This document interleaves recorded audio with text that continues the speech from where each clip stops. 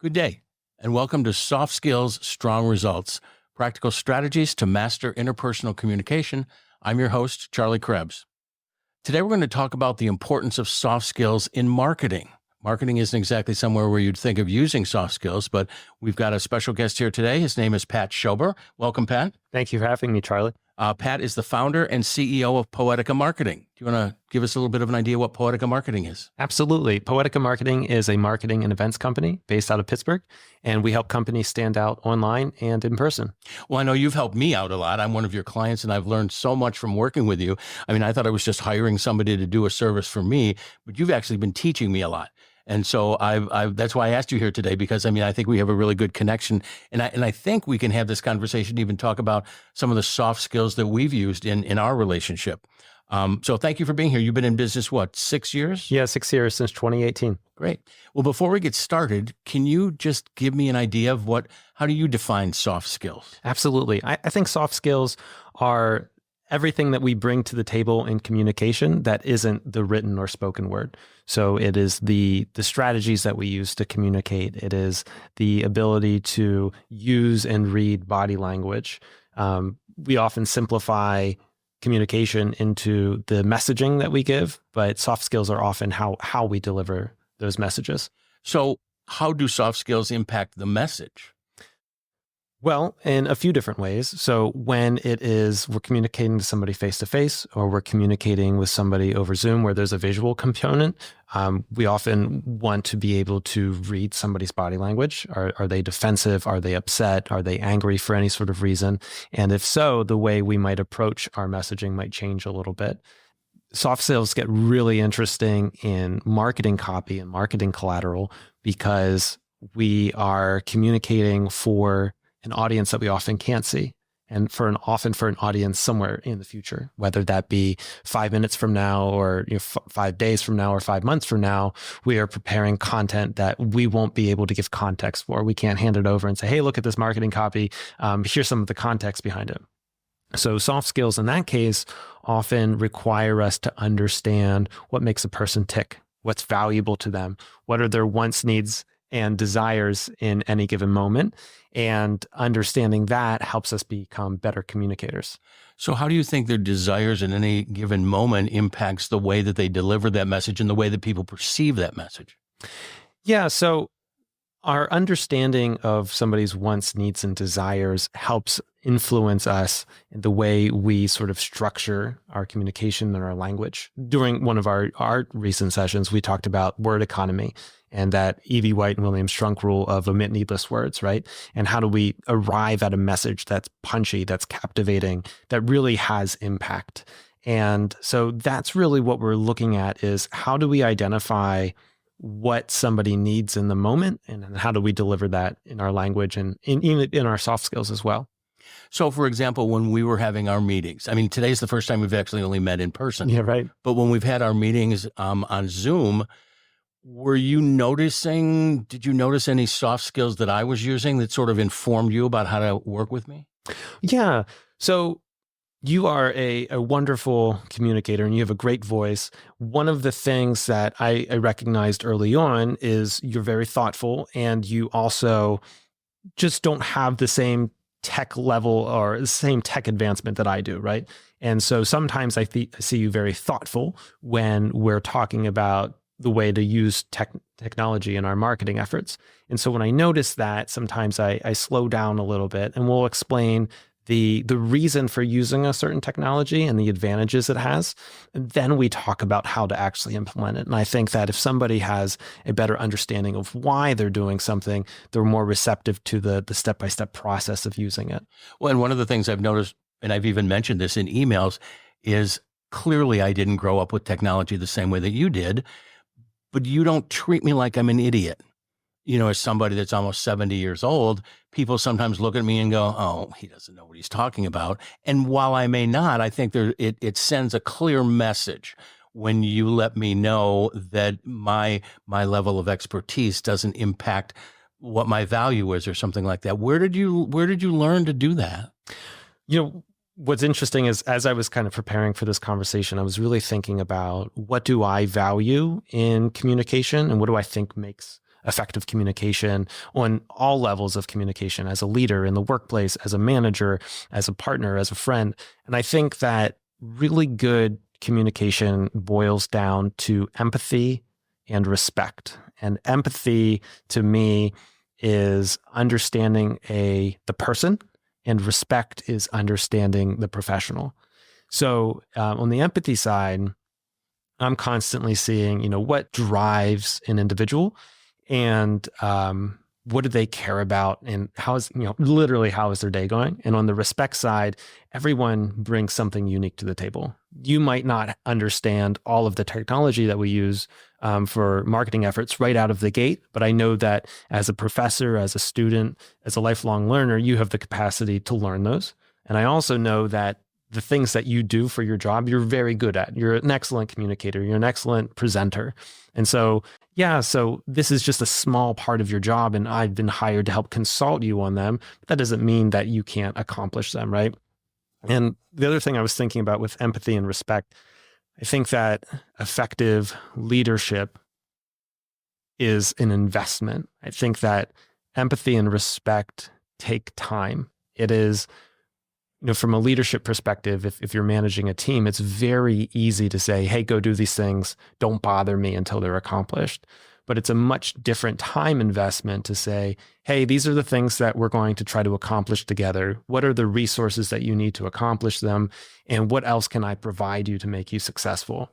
And that upfront investment is different, but I think it has greater long-term gains, because the individual feels respected, they feel heard, and you know that you're investing in them long-term so that they can deliver greater value in the long run.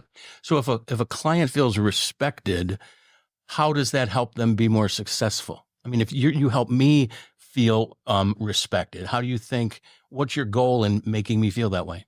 I think it's a symbiotic relationship, right? If I can help you grow, and I help you grow in your business and the activities that you're pursuing, that helps me, because then you can invest again in our relationship, and vice versa. So we end up pouring into each other. And at the same time, I'm helping you have a greater impact with the people that you work with, and also helping you open up new opportunities to work with new people. Well, and I remember a conversation that we had one time where you talked about how empathy encourages trust. How does it do that? Well, on the empathy side, I think that's interesting because, like I said before, although we have professional goals together, we need to connect first as people. Because if I understand some of your background and you understand some of my background, and I understand what makes you tick and you understand what I'm passionate about, that helps us connect as individuals. And if we're connecting as individuals, we can have a more prosperous professional relationship as well. And I think a lot of that stems from trust. So when, for example, you talked about you didn't necessarily grow up with the technology that I did and then I use on a regular basis, I might suggest doing something on LinkedIn or on Eventbrite or using another tool, and you might have never used them before, or at least in those ways. And so you are taking a leap of faith in what I recommend in your marketing strategy. And that leap of faith becomes a lot easier if you trust me and you understand that I have your best interests at heart. So how do you get me to trust you? I mean, I do trust you, and I never thought about what you might have done to get me to that position, but what do you do to help? What kind of soft skills do you use to help someone trust you? In the client relationship or in general?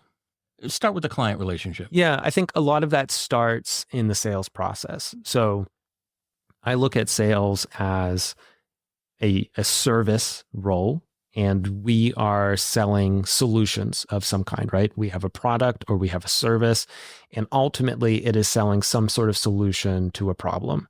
And when I approach sales, again, I try to do it from a perspective of empathy and respect. So when I meet somebody for the first time, I want to understand what are the problems that they're currently facing and what's at stake for them. So what's at stake for them varies depending on their place in the company. So if they're the owner, everything is at stake for them. If they are a marketing manager, they are responsible for growing the business and also making their boss happy, right? And so I need to understand what are their goals And also, what have they tried in the past? Have they been burned by other agencies? So a lot of it is questions, and it's really digging down to understand what are they passionate about? What are their goals? What sort of fears do they bring to the table? And then as I develop strategy or kind of review some of our case studies together, we're really building a relationship where they understand whether or not I am the right fit for them.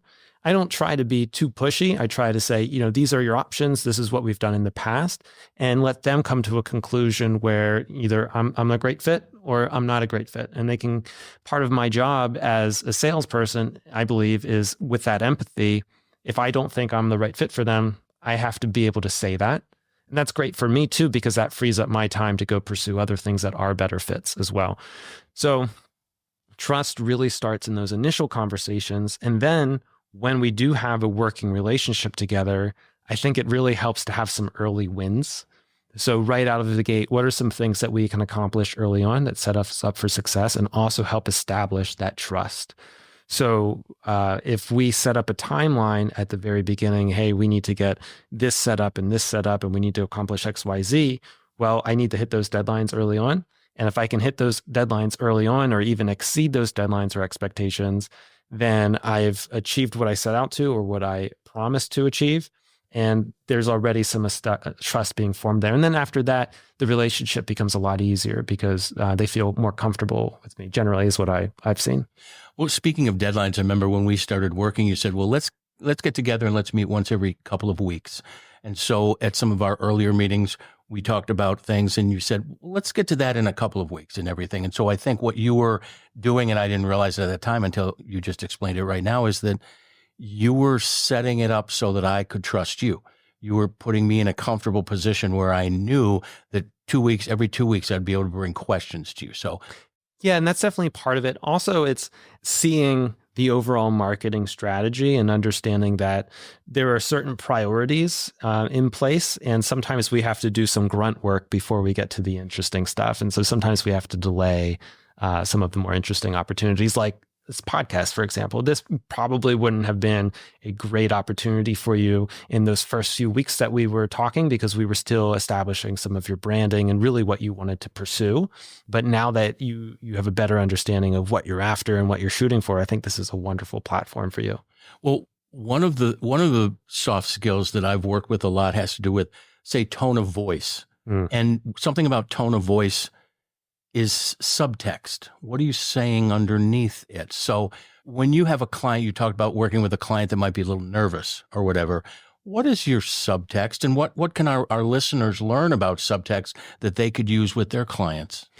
I think that people tend to match energy in a lot of ways. And if somebody's nervous, approaching that with humor or a sense of calm can be very advantageous, because then they can be soothed into a certain level. Or if we can use humor, we can kind of break the tension.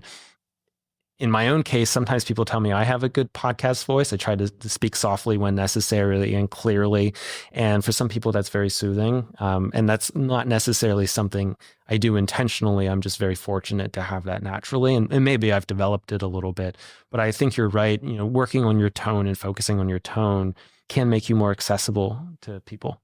Well, if we were to think of tone of voice as sort of the captioning that we see at the bottom of movies or TV shows or podcasts or things like that, if that's the subtext, what do you hope people hear in your subtext? I do hope they hear that level of empathy and respect, but I also hope they hear value. And I want them to know that I have their interests in their best interests in mind, and also that they can kind of hear the value in the strategies that I'm outlining and proposing, and also that they feel a certain sense of excitement from all of that as well. Now, at one point, you talked about working with your wife. Yeah. Now, I would certainly imagine working with your wife is different than working with a client. So how do soft skills play into the relationship that you have with your wife, who also works with you? Yeah. So I will say I am very fortunate to have a lot of models of success in working with a spouse. So my parents were business partners. My brother and his wife are business partners. My other brother and his wife also work together in a few different capacities. So this wasn't, fortunately, completely foreign for us. This wasn't a total leap of faith at the beginning. I will say that there are challenges to working with your spouse. It's very easy when you're working together throughout the day, and you both have skin in the game. You both think about client projects and opportunities all day long. And sometimes the other person just doesn't have the bandwidth to think about it anymore. And so we both understand that, it might be 7 o'clock at night and we might say, hey, you know what we should do for this one client? And the other person has full freedom to say, hey, I can't talk about this right now. I'm really excited about it, but I'm completely whooped. And let's just table that for later. And so there's mutual respect there and understanding what the other person can accomplish. And a lot of our balance that we strike comes from really clear communication and expectations. So we have a meeting every Monday morning, and we sort of outline what the rest of the week looks like, what our goals are for the week, and what we're doing from a sales perspective, what sort of events we have planned, what sort of marketing campaigns we're running. And the other thing that we always have going on in the background too is childcare, because we have a 16-month-old. We do have a nanny throughout the day, but she's only there for 6 hours. And so we really have to balance, if it's after 3 or it's before 9, who's taking care of Zayden, and who's he with, and how do we kind of swap those responsibilities as needed. So there's a lot of communication that goes into making sure that we have a very smooth relationship. Well, now we've talked about communicating with other people. Let me just ask you a question about your child. What kind of soft skills can parents use? I had not prepared for that question at all. And I am a very new dad, but I think that patience goes a really, really long way. And I think the ability to be present, and present being physically, mentally, and emotionally there. So your phone's away, the TV's off.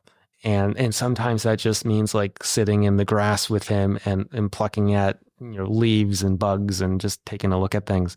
I think that has been one of the most challenging things to achieve, but also the most rewarding thing as a father is just being there for those little dumb moments of exploration. When you talk about presence, I think a lot of times when we interact with people, we get the sense that they're someplace far away, whether they're on their phone or whether they're looking someplace else, or where they've got a million different things on your mind. How important is presence when you're communicating with another person? I think it's everything. We all want to feel heard and understood. And the more that we can communicate that we are present, the better we achieve that. So it's small things, right? It's keeping our phones away. If we have them out, keeping them turned over. It's making eye contact. It's physical positioning of bodies to make sure that we're communicating effectively. So I think presence is another form of respect, and everybody wants to be respected. Why is it a form of respect? I agree, but why do you think so? It goes back to everybody wants to be heard. They want to be acknowledged. They want to be understood. And so if I'm more present, I am helping you achieve all of those things. Great. Let's talk about leadership. What do you think are some soft skills that are important for good leadership? Yeah, I touched on some of these earlier. Again, I think it goes back to empathy and respect, but it also goes back to things like strategy and a vision for the future, really a lot of long-term planning. So again, to kind of recap, I think empathy, respect, having a vision, communicating that vision is all very important. Great. What advice would you give to someone who wanted to learn soft skills, but we never really learned communication. We sort of learned communication by accident, if you will. And some people are better at it than others. So if someone wants to improve their soft skills or their use of soft skills, what advice would you give them? Yeah, I think having a mentor can be advantageous. So, and that doesn't always mean like we have to go looking for a speech coach, although that may be the exact thing they need to do. But recognizing those individuals in your life who do a great job of communication and people that you look up to, or even the people that you feel really comfortable around that aren't necessarily your friends, but people you interact with on a professional level, and being able to say, what is it about that individual that makes them so compelling or makes me so comfortable around them? And then either interviewing them to kind of figure out how they approach communication or even establishing a mentor relationship. Another great thing is continuing education. So podcasts, reading, you can always pick up like a Dale Carnegie book and kind of figure out, what are some tricks I can use in communication. But another thing is I like to do is listening to a lot of podcasts. Right now, I'm really into Make It Happen Monday, not sponsored by them, but that's a really great sales podcast. And kind of talk about different strategies for communicating with people and understanding the sales cycle and just really improving your opportunities on that end. And it might be, you might read an entire Dale Carnegie book, or you might listen to an hour-long podcast. You might only get one actionable tidbit from that entire exercise, but that's one extra tidbit than you had before. Mm-hmm. And that might be the difference in establishing great relationships and having great sales and just having better communication overall. Well, I know when I was growing up, hard selling was very prevalent. People would try to force people into it. And now it seems like we've swung the pendulum the other way. Why has that happened? Again, I don't identify as a sales expert, but I have been working in sales for the last 6 years. And I think there has never been more information that's readily available out there. I think we have consumers on both the corporate level and the regular level that are better informed than ever before. The information we need is a Google search or a ChatGPT search away. And so people generally, I think, have an idea of the opportunities that are out there, the solutions that are out there. And they already can come into a relationship with a pretty good idea of what they need and what the options are in the market. And now they're just trying to find the right fit for them and the personalities in their companies. So they're just better informed. And it's not just so much of like, I'm not walking around anymore trying to sell aluminum siding, right? It's really like, is aluminum siding the best option for you? And if not, let's kind of talk about what other alternatives might be out there. Well, you had mentioned Google and ChatGPT. How do you think our relationship with virtual world, if you will, social media, has changed people's use of and reliance on soft skills? Really great question. And I think, well, a couple things. There's a really, really interesting story about this project called the Alexa project. Alexa was one of the very first pseudo chatbots ever developed. This was like in the 60s, years ago. And it was just a language program that was designed to ask questions based off of inputs. So you might say something like, I'm having a great day. And Eliza would say, why are you having a great day? I'm having a great day because it's my birthday. Oh, happy birthday. What are you doing today? So it's just asking these questions to continue a conversation. But there's a great story about the assistant to like the lead programmer on this project. She was alone in the office one day talking to Eliza, and she was having like a very vulnerable conversation with this computer. And the programmer came in and she kicked him out because she was having such an intimate moment with this machine that was completely unreal, but it felt real to her, right? And so this is a very private moment, and she kicked him out of the room. And we're starting to see some of that today. If you look at some of the research, younger children or younger kids today, they don't have the social maturity that is often to be expected in 16, 18-year-old going out for their first job. We've been so locked behind screens, and you think about like kids who were growing up during COVID and missed out on a lot of significant social interaction in a lot of different ways. You have hiring managers complaining about kids who can't make eye contact, or just have trouble showing up on time, and all of these little things that we sort of take for granted because they've always been expected, they're missing out on because they have grown up in a digital space. And some of that's anecdotal, some of that actually is in research, that there are issues there. But I do think that ChatGPT and AI and all of these new digital tools have changed the way we think about communication and soft skills, both for the better and for the worse. They make the access to information about soft skills incredibly easy. I can go figure out, how do I improve my presence very, very quickly. I can find an article on that, or I can get a prompt about that. But it's very different from actually practicing those things. And you really can't get that practice or get those reps in without meeting with people face to face. Awesome. You mentioned at one point vulnerability. And I think people are afraid to be vulnerable. Mm-hmm. Or afraid of the consequences or whatever. Do you think that vulnerability can actually make someone more authentic? 100%. It's easier to connect with an individual if you see them as a person. Part of being a full, complete person is having some vulnerability and showing some of the chinks in your armor. And vulnerability isn't necessarily a bad thing by any case. Having a few chinks in your armor shows that you've been to battle and you've been through it before. And I think being vulnerable just makes you easier to connect with, and also makes you less of a threat too.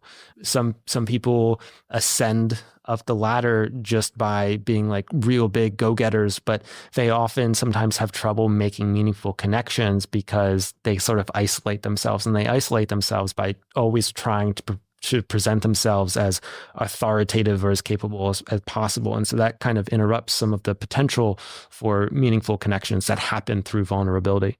I know I see that on social media. I mean, I'm probably guilty of that myself. I don't post on there that I've had a bad day. I talk about, oh, this went perfectly, or probably this afternoon I'll post something that I did my first podcast or whatever. So I think we strive to put out that perfect image of ourselves. But I think when we're vulnerable, we make ourselves more human. Yeah, and I'm seeing a little bit more of a trend against that tradition on social media, especially on LinkedIn. I am seeing more people be honest about, I had a terrible day today, or I dropped this sale, or I missed this opportunity. I have one partner who even, I don't know if this was in an interview that she did or in a post that she did, but she talked about like, her company had some really tough financial times, and she wasn't sure if she was going to make payroll, and she had to dig into her line of credit and really make some changes. And the company's back better than ever before now, but it was a really scary moment. And I had so much more respect for her after reading that, because I could relate, and I knew that she was able to be vulnerable like that and be honest about that. But I also knew that she'd recovered, and that I think is super inspirational, and was just really great to see, because it's very easy as a leader or as a business owner, especially as a solopreneur, to get down on yourself and see some of the failures that you have that nobody else notices. And when you see sort of that constant success after success on social media, it can be very damaging. But when you realize that everybody is struggling on some level, it allows you to give yourself a little bit more grace. I think so. Well, I've learned a lot from you today, and I'm really grateful for you being here. If someone wanted to get a hold of you and get a hold of Poetica Marketing, how would they do that? Yeah, they can find Poetica at poeticamarketing.com, or they can email me directly at patrick@poeticamarketing.com. That's POETICA marketing.com. Well, great. Thank you so much, Pat. Thank you, Charlie. Nice to have you here. And thank you all for joining us today for Soft Skills, Strong Results. I'm your host, Charlie Krebs. And remember that soft skills are the human side of success. Thank you.